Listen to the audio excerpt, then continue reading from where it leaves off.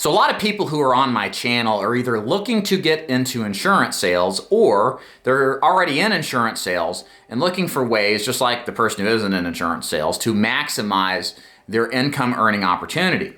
Well, I've been in the business since 2011, and beyond just selling insurance, I have a lot of streams of income derived from the insurance business.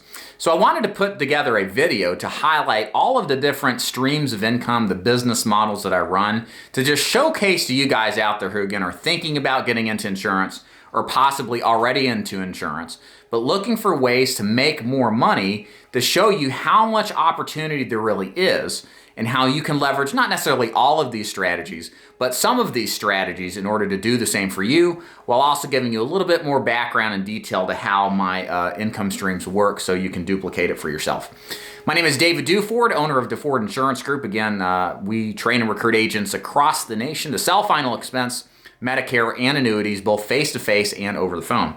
So let's jump right into how we have multiple streams of income. But before we do, I want to talk to you why you shouldn't start trying to multiply your streams of income if you're a brand new agent. Again, I'm making a video about multiple streams of income in insurance sales, but you're saying, Dave, I shouldn't do it? No, the answer is no, and here's why. I think the ability to have multiple streams of income first comes from the mastery of a first type of income stream.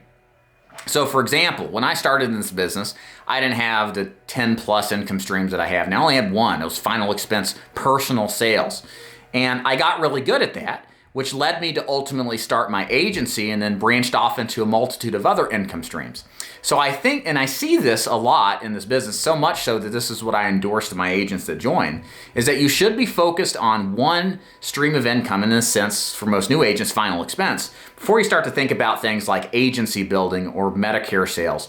Now, why is that? Because this business is way more complex than it is perceived to be. The nature of me talking about this on camera is because I've done 3,000 plus sales presentations, recruited 1,500 plus agents at this point. I live and breathe this stuff, so it just comes out and it looks easy, it looks simple and straightforward, and it's part of my teaching abilities too. But anybody who's seen my videos and then jump into it understands it's more complex than the way I make it out to be. Of course, I drill it down to its basic components, but there's a lot of moving parts here that many people just don't understand. So I think it's important to just get that straight, to clear the air, that the way to multiple streams of income is through a mastery of a first stream of income. And there's a lot of different ways to do it. Like I said, you can do my recommendations and start final expense, maybe sell mortgage protection or other products out there, but just do one thing and get really good at it. Okay, so let's talk about how my business's multiple streams of income work, since a lot of people have asked me. Of course, like I said, the first one and the longest running in my business has been personal sales. These are where I sell face-to-face or over the phone to my clients. In most cases, final expense. As a personal producer, I've never done anything other really than final expense, a tad bit of Medicare, but mostly my main line of business has always been as a personal producing agent selling final expense insurance. Of course, as I grew my agency or my business into an agency, I started to have offshoots of that, which we'll cover later. Many of you don't know, but I actually run a small final expense national call center. We work organically generated leads. So this is another stream of income, again, in the final expense business. But on this accord, I rely on critical agents who work incoming leads to sell them and close them and basically take the client from open to close. So I don't actually sell anything, but I heavily coach and train those agents and assist them in order for them to accomplish these goals that I'm describing. So that's one other way, again, more of a passive, not entirely passive, but they're doing all the hard work selling the product, where I coach and train and monitor them, which doesn't take as much time, takes focus, but is a way that I can get an income stream without spending a ton of time making sure that it's run like I want it to. The biggest stream of income in my business is through overrides in my insurance agent. So this is my vast network of agents nationally that sell things like final expense, Medicare, annuities, other products as well. And when you're in the insurance agency business, the opportunity is you make a little bit off of a lot of people. You make an override. So every time somebody else sells something, you make a small percentage above that. And of course, this is one heck of a way to scale your business. This is the way I think that you can make a 7-figure income. You just have to have enough people to believe and jump in and help them get results in their business. So this is always going to be a big component of my business. I love this kind of business or income stream because it's largely semi-passive. It's not a passive source of income. Don't let any recruiters from like an MLM insurance agency tell you that. You got to take care of your agents. You got to see them. You got to talk to them. You got to help them. You can not do that maybe if you're going on vacation, but if you stay away from that, ultimately they'll leave you and go work for somebody else. So that is my biggest source of income, and from all of my multiple streams of income. But the good news is that it's semi-private. I love coaching and training, and I have a lot of people that I can scale it up to a high level. Number 3 on the list, these aren't in any particular order, I'm just rambling down the list of what I could remember I've got income streams in. Of course, I've got 3 books for sale. I get income royalty from the sales of those books. Again, the nice thing about that, it's a passive source of income. I'm going to talk more about that later. I actively wrote the book, and then Amazon distributes it for me. They've got a great program. I make a percentage cut off of each sale. Of course, I do some digital ebook variations that I don't sell on Amazon. And when you get done writing a book, that's it. You just make the proceeds from the sales. So that's a nice little side income that I get that I don't have to like work to do because I put all the work up front already. Info products. You guys know if you're on my email list or my YouTube channel long enough, you'll see me promote things like courses, workshops, training memberships, etc. These are really a way to sell product to people who aren't getting into my main stream of income, which is agency recruitment and override sales. So it helps me help other people that may not want to jump in to work for my agency, but to provide them a service and a product that will help them. And again, diversify my income. So this is something I plan on growing larger and bigger. I think it's kind of an untapped market. There's not a lot of people in this space. So I'm going to be doing a lot more expansion into that coming into the upcoming years. Hopefully you'll see more of me on digital media promoting it. I also do live boot camps. Again, another thing I'm going to start promoting a lot of. I do live boot camps myself, and then I do partnerships with others who, in exchange for me helping promote it and drive traffic to it, they actually do the boot camp. So you've seen a couple of these if you've been on long enough. There's my Jason with Final Expense, telesales. I've got Kenny and Ethan on the Medicare side. We did one with an annuity gentleman, and hopefully do more in the future. So these are all ones where I help promote and drive the interest. In exchange, I made a percentage of the sales. They made their percentage, but they taught them. They got the opportunity to recruit those agents. So kind of self-serving in the sense that all of these people make an income. I help them make an income from the sales. I make a little bit of the side income. And a lot of these agents recruit as well under my organization. So I make an override from them too, right? All of these streams of income kind of complement each other and build upon each other. So, and that's something I'll talk about in a little bit as well. So there's the boot camps. We really like those live ones, and then over the phone or Zoom-based boot camps work wonderfully well. Also, one thing that I've just really dropped the ball on that I could have been doing very well financially with a completely passive source of income is YouTube-based ads. I didn't monetize till the end of 2020, and I've really paid the price for that assumption that nobody would watch my, or fewer people would watch my content if I had them watch some ads. That's definitely not been the case. And it's essentially a very passive source of income. Of course, I got to continuously build up my YouTube channel, put out more content, but what I'm doing right here is not like work, right? So I enjoy it, it's fun, and it makes a good, mostly passive stream of income. I also have affiliate sales, so I have people who will have a product they want to launch and kind of delve into my marketing list as well as on my YouTube channel. This is a big thing for me too because they did all the work. I just do the promotional stuff. It's a nice way to make somewhat of a passive income. I do consulting on the side, not a ton of it. It's very time intensive. I have to be involved in the consulting project. And anybody who knows and has done consulting, it can be very lucrative, but you've got a low ceiling because you've only got so much time in the day, so you have to raise your prices to make it really lucrative. And yeah, so I think that's pretty much it. Now, I know a lot of these you may not necessarily think, well, Dave, you got books, you sell to agents, that doesn't make any relevance to me. But here's the thing, I just wanted to share with you kind of how much opportunity there is.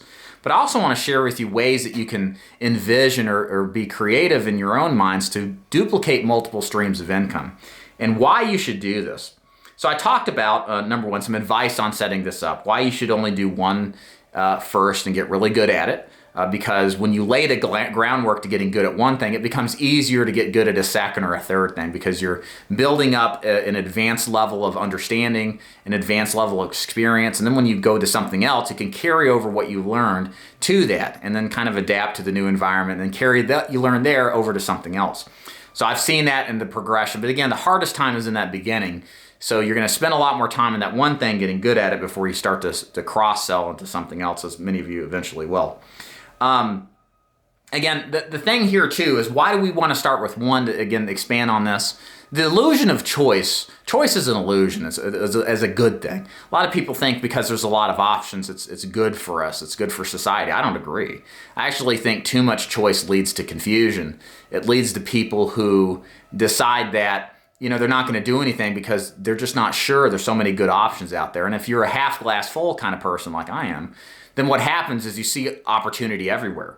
I can't tell you the number of sales marketing models in the insurance business, or even like franchise opportunities like in fitness. I like to research about that. I'd love to be partake in, but it doesn't make sense for the limited amount of time I have, or the focus that I want to draw my business into. So I assure you, there's lots of opportunities, but again, you cannot have it all. There's an old saying that's really true, and it's you can be anything in life, but you can't be everything in life.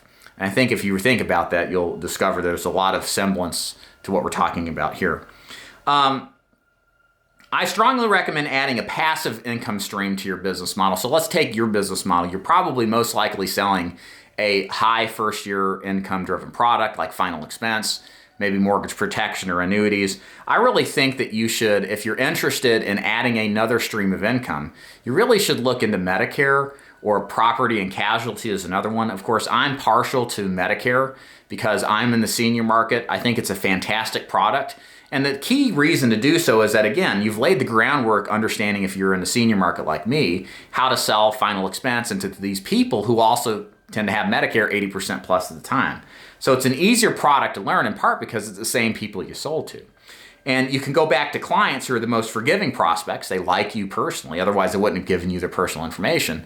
So they're more willing to go ahead and let you kind of do your thing without necessarily you being the best in knowledge for them, right? So it's easier to learn a product on your clients you've already sold. And the nice thing about Medicare, especially if you sell something like Medicare Advantage, even supplements, Medicare Advantage pays lifetime income. A lot of supplements in certain states pay 6 years of a residual income. And there's nothing better about the insurance business than making money on work that you did years ago. And it allows you to free your time or free your income from the time that you put into the business. Not to say that I'm endorsing laziness or sloth or anything like that, but hey, if you get sick, you get hurt, you want to spend time with your dying parents, or something happens in your life, or you just want to take a vacation that's more than a week long, when you have a passive stream of income and it's beautiful, you can do all this without stressing, like, oh my God, I'm going to take a month or two off. How am I going to pay the bills?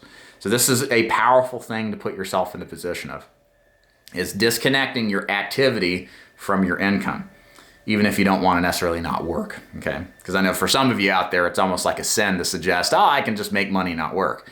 That's not what I'm suggesting. Please work hard. It's good for your soul. It's good as a human being. You should work hard.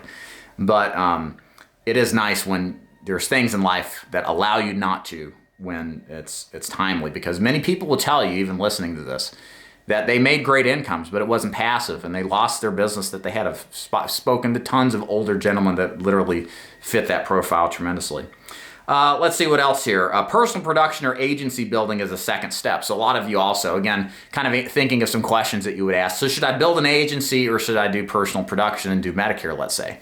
What's my advice? You know, I think most people are going to be better served by building a second stream of income from personal production than from agency building. Agency building, like I said, at best is semi-passive if it's not really active, really.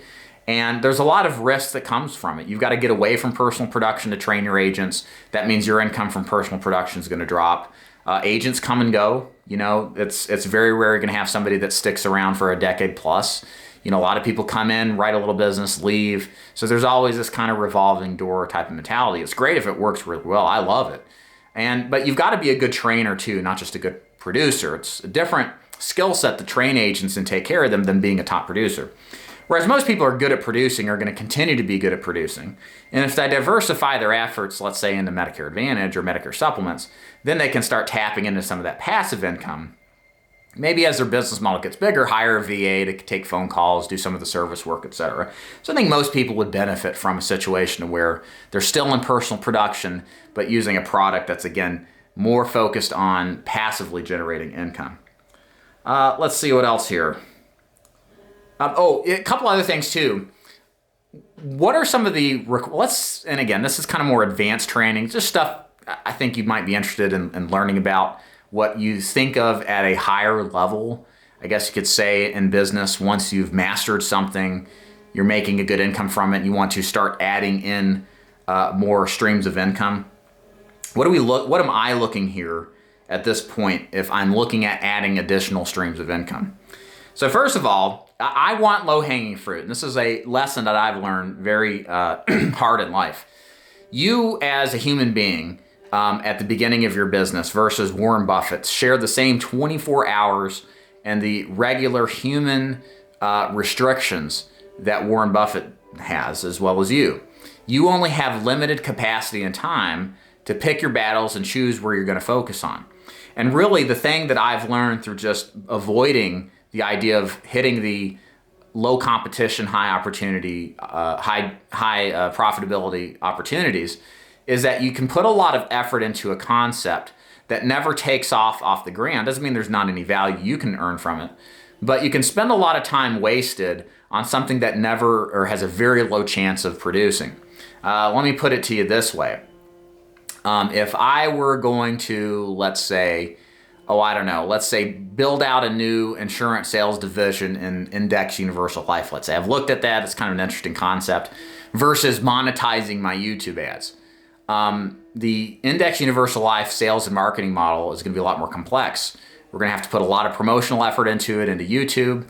I'm going to have to find someone who's an expert in the field that I can trust if there's a trust issue. We're going to have to come to eye on everything. I got to make sure they're a good trainer in addition to a good producer.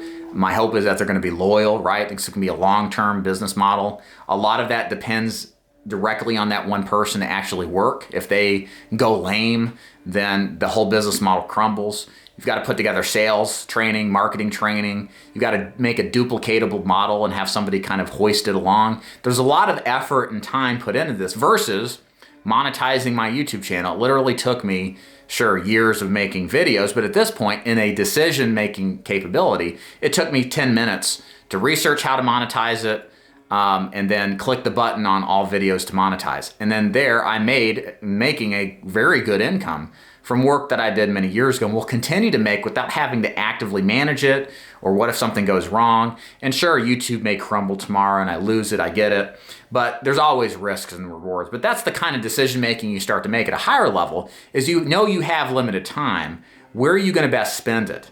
And it always should be spent on the low-hanging fruit opportunities that don't, in my opinion, are completely obvious in what their opportunity, their reward is going to be, and ideally with minimal to no risk whatsoever. So think about that. Again, I think that's why you should do Medicare in a lot of cases, because Medicare is something that's a low-risk opportunity. We know there's a ton of prospects.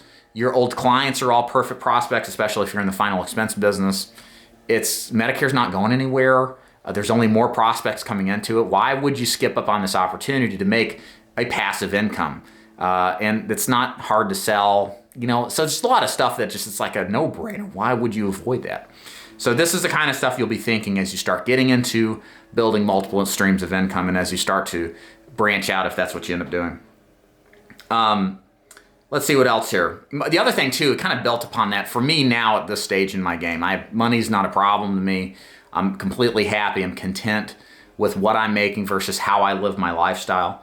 I only look at opportunities unless there's some sort of creative aspect to it that's something bigger than just money, maybe like legacy or something.